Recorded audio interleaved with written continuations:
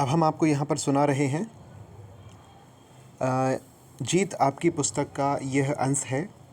शायद यह अंतिम अंश हो सकता है क्योंकि पुस्तक लगभग ख़त्म होने वाली है। लगभग 3-4 पेज और बचे हुए हैं। यह अंश बहुत पसंद आया है हमें, इसलिए हम इसको रिकॉर्ड कर रहे हैं। ये अंश है, इसका टाइटल है वचनबद्धता, कमिटमेंट। हमारे जीवन मूल्य का एक बेहद ज़रूरी हिस्सा है वचनबद्धता। जब हमारे जीवन मूल्य साफ़ होते हैं तो फ़ैसला लेना और वचन निभाना आसान हो जाता है। उदाहरण के तौर पर, आप दुश्मनों को अपने देश के राज बेचकर अपने देश के प्रति वचनबद्धता नहीं निभा सकते। अपने दोस्त के राज दूसरों को बताकर दोस्ती बरकरार नहीं रख सकते। भरसक कम काम करके आप अपनी नौकरी या काम के प्रति वचनबद्ध नहीं हो सकते। वचनबद्धता पूरा ना करने का नतीजा बेईमान व्यवहार होता है। कोई रिश्ता, चाहे वह व्यक्तिगत हो या व्यावसायिक, अगर ऐसी बातों के बावजूद कायम रहे तो मुझे हैरानी होगी कि मैं काश करूँगा मैं वचनबद्धता नहीं दे सकता। मैं इसे कर लूँगा, मगर मेरे भरोसे मत बैठना। अगर हो सका तो मैं आऊँगा, मगर मेरी कम ही आशा रखना। जब तक तुम कामयाब हो, मैं तुम्हारे साथ हूँ। ऐसे रिश्ते कायम नहीं रहते हैं। अगर ये रिश्ते एक दूसरे पर भरोसा नहीं कर सकते तो मुझे समझ में नहीं आता कि दुनिया में कैसे काम चलेगा। ये रिश्ते हैं माँ बाप बच्चे, पति पत्नी, गुरु शिष्य, विक्रेता ग्राहक, मालिक कर्मचारी और दो दोस्तों के बीच के रिश्ते। बिना भरोसे के ये रिश्ते काम नहीं कर सकते। इन रिश्तों के बुनियादी उसूलों पर भरोसा ना कर पाने का एहसास किसी इंसान को पागल बना सकता है। हमारे सबसे मजबूत रिश्ते वचन के अदृश्य धागे से बंधे होते हैं।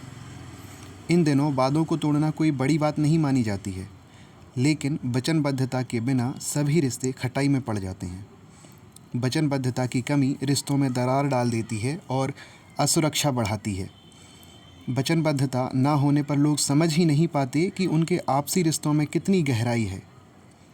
वचनबद्धता में ये 11 बातें शामिल होती हैं। सबसे पहला है भरोसा, डिपेंडेबिलिटी।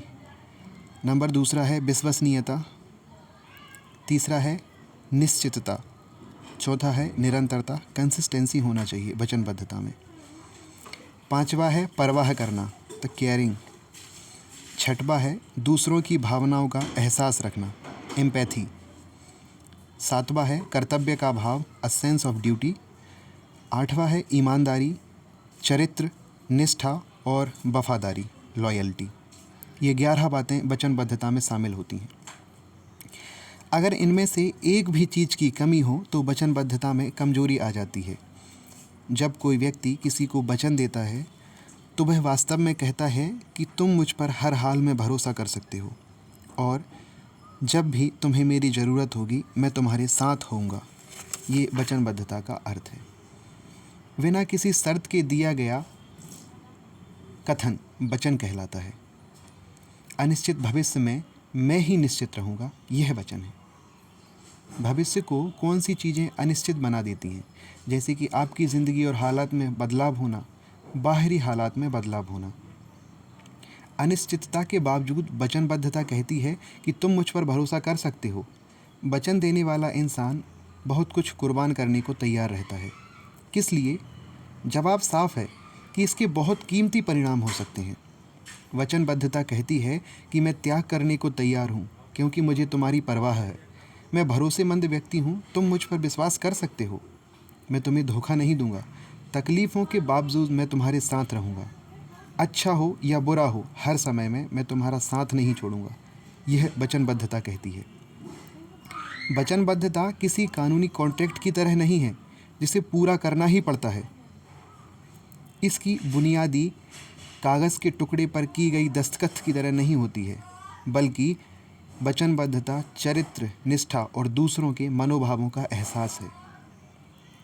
वचन देने का यह मतलब नहीं है कि कोई और रास्ता ना बचने पर ही इसे निभाया जाए। इसका मतलब यह है कि बहुत से रास्ते होने पर भी अपने वचन पर डटे रहना। ऊपर लिखे गुणों के बिना कोई भी इंसान दूसरों के साथ देर तक वचन नहीं निभा सकता। वचनबद्धता कायम रखने के फ़ायदे क्या हैं? वचनबद्धता कायम रखने के कुछ फ़ायदे हैं, क्योंकि वचनबद्धता हमारे अंदर यह गुण लाती है। सबसे पहला गुण निश्चिंतता लाती है कि यदि कोई हमें वचन देता है तो हम निश्चिंत हो जाते हैं। सुरक्षा, यह हमें सिक्योरिटी प्रदान करता है। व्यक्तिगत विकास, पर्सनल ग्रोथ, व्यक्ति और समुदाय के बीच में अटूट रिश्ता, the strong relationship between individuals and community. व्यक्तिगत और व्यावसायिक रिश्तों की मजबूती, यह वचनबद्धता लाती है। चोर उचक्कों और गुंडे मवालियों को भी ईमानदारी के साथ वचन निभाने वालों की तलाश रहती है, भले ही वे गलत कामों में लगे रहते हैं। वचनबद्धता उलझाव भरे विशाल जंगल में एक व्यवस्थित भूखंड की तरह है। वचनबद्धता उलझाव भरे विशाल जंगल में एक व्यवस्थित भूखंड की तरह है। यह असुरक्षित संसार में सुरक्षा कवच की तरह है। वचन पूरा करने के लिए की गई मेहनत वाजिब भी है और मूल्यवान भी है। वचनबद्धता का मतलब है दूसरों की ज़रूरत के लिए अपनी इच्छाओं का त्याग करना। याद रखें और गांठ बांध लें कि ज़रूरतें इच्छाओं से ज़्यादा गहरी या मजबूत होती हैं। ज़रूरतें ज़्यादा इम्पोर्टेंट हैं इच्छाओं से। वचनबद्धता रिश्तों को जोड़ने वाली गोंद की तरह है। वचनबद्धता रिश्तों को जोड़ने वाली गोंद की तरह है। क्या बात लिखी है। वचन निभाने का मतलब है अपने सुखों को त्याग कर दुख को इच्छापूर्वक स्वीकार करना। मतलब अपने सुखों को छोड़ देना और दुखों को भी स्वीकार कर लेना, यह वचनबद्धता है। मिसाल के तौर पर दोस्ती में वचन निभाने का मतलब होता है विश्वसनीयता कायम करना। ग्राहकों के प्रति वचन निभाने का मतलब है कि अच्छी से अच्छी सेवा प्रदान करना। और वैवाहिक जीवन के प्रति वचनबद्धता का मतलब है वफादार होना। देशभक्ति के प्रति वचनबद्धता का मतलब है त्याग करना। नौकरी के प्रति वचनबद्धता का मतलब है निष्ठावान होना। इसी तरह किसी समुदाय के प्रति वचनबद्धता का मतलब है जिम्मेदार होना। वचनबद्धता परिपक्वता की पहचान है। वचनबद्धता का मतलब है दूसरा रास्ता मिलने पर या कठिनाइयों के सामने आने पर भी अपने फ़र्ज से मुँह ना मोड़ना, यह वचनबद्धता का मतलब है। सिर्फ मजबूत इरादों के लोग ही एक मजबूत समाज का निर्माण करते हैं। रिश्ते वचनबद्धता पर ही आधारित होते हैं, सिर्फ निकटता और घनिष्ठता पर नहीं। कोई भी व्यक्ति करीबी और घनिष्ठ हो सकता है, लेकिन यह ज़रूरी नहीं है कि वह वचन भी निभाए। पिछले कुछ दशकों में समाज के जीवन मूल्य तेज़ी से बदल रहे हैं। अब तो बिना वचनबद्धता के संबंध बनाना भी अच्छा समझा जाने लगा है, पर यह ठीक नहीं है। बहुत से लोग वचनबद्धता का मतलब बंधन मान लेते हैं। वे लोग किसी से भी वचनबद्ध नहीं होना चाहते, क्योंकि वे मानते हैं कि वे इसके लिए पूरी तरह से तैयार नहीं हैं। फिर भी सालों तक वे दूसरे की हर एक चीज़ का इस्तेमाल करते हैं। बहाना यह होता है कि वचनबद्ध होने से पहले हम एक दूसरे को परख रहे हैं। वे सालों साल परखते हैं, पर समझ में नहीं आता वे ऐसी कौन सी चीज़ परख रहे हैं जिसे उन्होंने पिछले कुछ दिनों या कुछ महीनों या कुछ सालों में नहीं परखा है। मेरे विचार में ऐसे लोग स्वार्थी जोंक, सेल्फिश पैरासाइट की तरह होते हैं। ये लोग चीज़ें जब तक ठीक चल रही होती हैं तब तक अधिक से अधिक फ़ायदा उठा लेना चाहते हैं। ये केवल लेना जानते हैं और समाज के लिए एक बोझ की तरह पड़े रहते हैं। रिश्ते प्यार और भावनाओं के आवेग से नहीं चलते, बल्कि वचनबद्धता और दूसरे के मनोभाव को समझने से चलते हैं। बहुत बढ़िया, फिर से पढ़ते हैं। रिश्ते प्यार और भावनाओं के आवेग से नहीं चलते, बल्कि वचनबद्धता और दूसरे के मनोभाव को समझने से चलते हैं। वचनबद्धता का मतलब है कि दूसरों की ज़रूरत को ज़्यादा महत्व देना।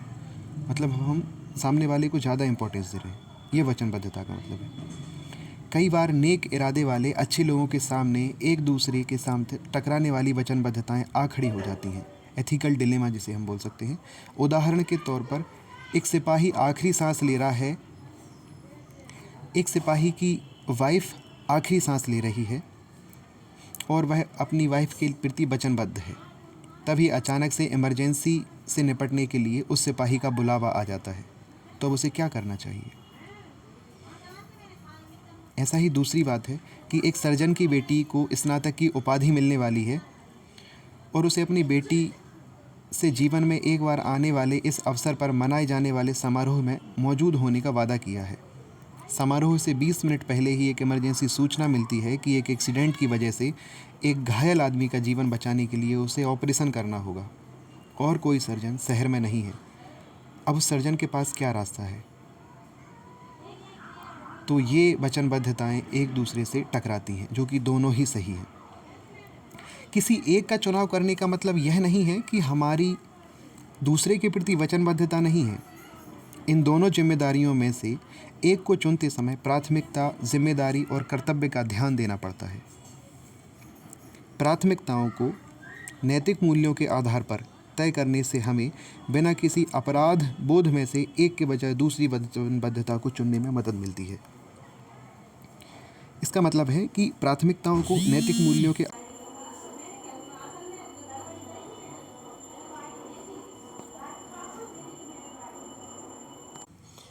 इसका मतलब है कि जब हम प्राथमिकताओं को नैतिक मूल्यों के आधार पर तय करते हैं तो हम वचनबद्धता को चुनने में आसानी होती है। हमें काफ़ी हद तक मुमकिन है कि सर्जन अपनी बेटी के स्नातक उपाधि समारोह में ही रुकना चाहता हो, लेकिन इससे कोई फ़र्क नहीं पड़ता है कि उसकी प्राथमिकताएं क्या हैं या फिर वह क्या चाहता है। वचनबद्धता में वह 11 बातें शामिल हैं जिनके बारे में हम पहले पढ़ चुके हैं। वचनबद्धता को निभाना चरित्र की दृढ़ता को दिखाता है। इसमें अपनी इच्छाओं के बदले दूसरे की ज़रूरतों को प्राथमिकता दी जाती है, लेकिन उनकी सनक और ऊट पटांग इच्छाओं को नहीं। ज़रूरतें आवश्यक हैं जबकि इच्छाएं अनंत हैं। क्या लिखा है कि ज़रूरतें आवश्यक हैं, ज़रूरतें बहुत ज़रूरी हैं, जबकि इच्छाएं अनंत हैं, इसलिए हमें ध्यान ज़रूरतों पर ज़्यादा देना चाहिए। कशमकश के समय ज़रूरतों का फैसला उनकी प्रमुखता, जिम्मेदारी और कर्तव्य की बुनियाद पर किया जाना चाहिए। विवाह जैसे रिश्ते में दो लोग एक दूसरे के प्रति वचनबद्ध होते हैं। मान लीजिए अगर शादी के 1 साल बाद ही पति और पत्नी में से किसी एक को कैंसर हो जाए, तो क्या दूसरे को ऐसा महसूस करना चाहिए कि उसके साथ छल हुआ है या उसका कुछ छीन लिया गया है? क्या उसे नाराज़गी महसूस होनी चाहिए? ऐसे में दूसरे को अपनी ज़िंदगी बर्बाद करने का दोषी मानना चाहिए? यह वचनबद्धता नहीं है, यह केवल स्वार्थ है। वचनबद्धता पूरा ना होने पर उसे धोखे के रूप में कबूल करना वचन का सबसे ज़्यादा दुखदाई पहलू है। वचन अगर किसी गलती या भूल के कारण पूरा ना हुआ हो तो उसे आगे कायम रखा जा सकता है। गलती से की गई भूल को उदारता दिखाते हुए माफ़ किया जा सकता है, पर यदि इस गलती को जानबूझकर पूरा नहीं किया गया है तो इस पर गौर किया जाना चाहिए। इसका जवाब यही है कि अगर तुम मुझे एक बार धोखा देते हो तो तुम पर लानत है, और अगर तुम मुझे दूसरी बार धोखा देते हो तो मुझ पर लानत है। उदारता ना दिखाई जाए तो वचन शायद ही पूरे हो पाते हैं। मिसाल के तौर पर एक बच्चा झूठ बोलकर, धोखा देकर अपने माँ बाप का विश्वास खो सकता है, लेकिन माँ बाप बच्चे के प्रति अपनी वचनबद्धता को निभाना चाहते हों तो उन्हें बच्चे को माफ़ कर देना चाहिए, तभी वह माँ बाप अपनी वचनबद्धता निभा सकेंगे। उन्हें बच्चे को सही दिशा देनी चाहिए और उसे झूठ बोलने के नतीजों को बताना चाहिए। अगर कोई केवल इस वजह से धोखा देता है कि उसे हर बार माफ़ी मिल जाने का यकीन होता है तो यह नीचता भरा व्यवहार है। क्या क्षमाशीलता के बिना लिमिट वाले अकाउंट का कोरा चेक माना जाना चाहिए? शायद नहीं। इसका अगला सब टॉपिक है कि हमारी सबसे बड़ी वचनबद्धता क्या है। What is our greatest commitment? अगर हम अनजाने में ऐसे गलत या अनैतिक वचन दे बैठते हैं जो हमारे मूल्यों और अंतरात्मा की आवाज़ के खिलाफ हो, तो ऐसे हाल में हमें क्या करना चाहिए कि हमने अनजाने में या पहले ही ऐसे वचन दे दिए हैं जो कि हमारे मूल्यों के खिलाफ हैं और अब हमारी अंतरात्मा की आवाज़ के भी खिलाफ है, तो हमें क्या करना चाहिए यह बता रहे हैं। ऐसे हाल में हमारी सबसे बड़ी वचनबद्धता इस बात पर दोबारा गौर करने की होनी चाहिए कि उस वचन को निभाएं या तोड़ दें। इसमें लिखा है कि हमको क्या करना चाहिए कि हमको यह वचनबद्धता खुद के प्रति निभाना चाहिए कि हमने पहले जो वचन दिए थे उन पर गौर करें और फिर सोचें कि उनको निभाना है या नहीं निभाना है। अगला सब टॉपिक है, यह लास्ट सब टॉपिक है इस टॉपिक का, मूल्यों के प्रति वचनबद्धता। वफादारी खरीदी नहीं जा सकती है, ना ही वफादारी खरीदी नहीं जा सकती, इसे कमाया जाता है। और हम किसके प्रति वफादार होते हैं, व्यक्तियों के प्रति या संगठनों के प्रति? तो जवाब है इनमें से किसी के प्रति नहीं। हमारी वफादारी हमारे मूल्यों और हमारे सिद्धांतों के प्रति होती है। जहाँ मूल्यों में टकराव हो वहाँ लोग ना तो एक साथ किसी एक घर में रह सकते हैं और ना ही एक संगठन में काम कर सकते हैं। जब कोई इंसान किसी व्यक्ति या संगठन से वफादारी या वचन निभाने का वादा करता है तो वह वास्तव में क्या कहता है? वह कहता है कि मैं तुम्हारे साथ हूँ, क्योंकि जिस चीज़ में तुम यकीन रखते हो मैं भी उसमें यकीन रखता हूँ। अगर मेरी वचनबद्धता किसी ऐसे नेता, जीवन साथी, मालिक या कर्मचारी के प्रति है जो नशीली दवाओं का व्यापारी है या दुश्मन देश का जासूस है, तो मुझे क्या करना चाहिए? क्या मुझे उसका साथ देना चाहिए इसलिए क्योंकि मैंने उसे पहले वचन दिया हुआ है? बिल्कुल नहीं, मुझे ऐसा नहीं करना चाहिए। मैंने उसके साथ अनैतिक और गैरकानूनी व्यवहार करने को समर्थन नहीं दिया है और ना ही अनैतिक और गैरकानूनी कार्य करने का वचन दिया है। वचन ना निभाने का नतीजा क्या होता है? वचन ना निभाने के बहुत से नतीजे होते हैं, जैसे कि परिवार टूटना, अधूरी ज़िंदगी होना, लावारिस बच्चे, व्यापार में नुकसान, कमज़ोर रिश्ते, अकेलापन, भारी तनाव, मायूसी, शर्मिंदगी। इसलिए वचन दें और उन पर कायम रहें। यहाँ पर यह टॉपिक इस पुस्तक का समाप्त होता है। पूरा सुनने के लिए थैंक यू।